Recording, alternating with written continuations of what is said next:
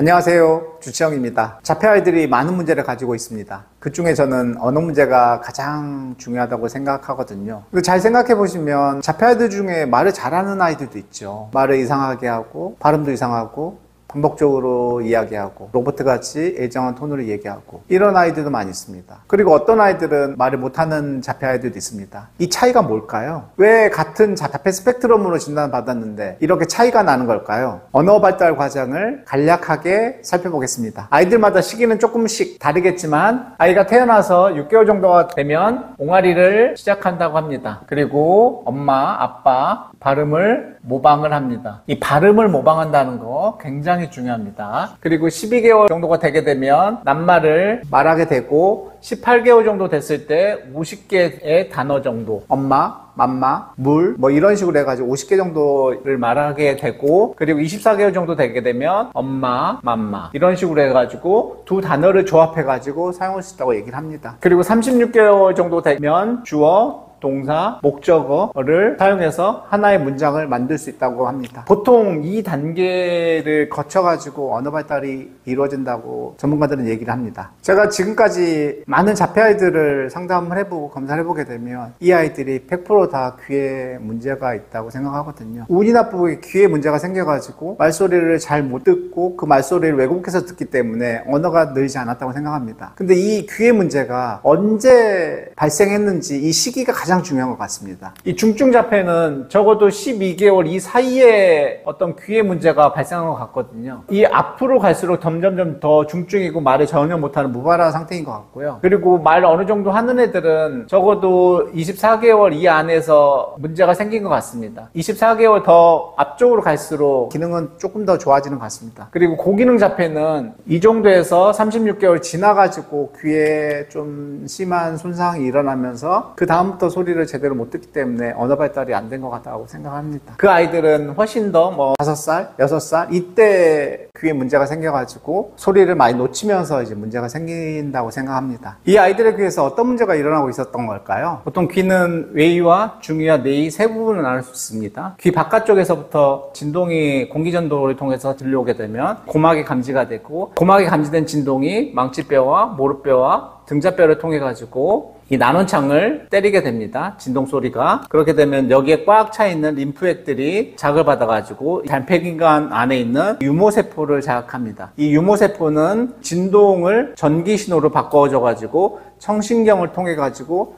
청각 피질로 가면서 우리는 말소리를 인지하게 됩니다. 이 과정에서 뭔가 문제가 생겨서 이 아이들이 결국은 말소리를 인지하지 못해서 이제 문제가 생기는 거거든요. 고막이 너무 과긴장돼 있어가지고 잘 당겨지지 않는다든지 비염이나 아니면 내측 익돌근의 긴장이나 아데노이드 비대나 이런 여러 가지 원인에 의해 가지고 유스타키온이 막히게 되면 중위의 압력이 높아지게 되고 중위에 물이 차게 되거든요. 그러면 진동이 골전도를 통해 가지고 전달돼야 되는데 여기 물이 차게 되면 느려지겠죠. 그리고 이 물이 오랫동안 차 있게 되면 여기서 이 고막장근과 등자근이 뼈를 당기는 이 힘들이 물속에 당기니까 당연히 힘들죠. 그러다 보니까 이 약해집니다. 이 진동 소리를 잘 뇌 쪽으로 전달하지 못하게 됩니다. 그러면서 이제 소리를 이제 많이 놓치게 되고 왜곡돼서 듣게 됩니다. 그리고 이 달팽이관의 유모세포들이 부분 손상이 될 수 있거든요. 이 아이들은 농화처럼 완전하게 유모세포가 정말 많이 손상이 됐든지 청신경이 손상이 된 게 아니라 부분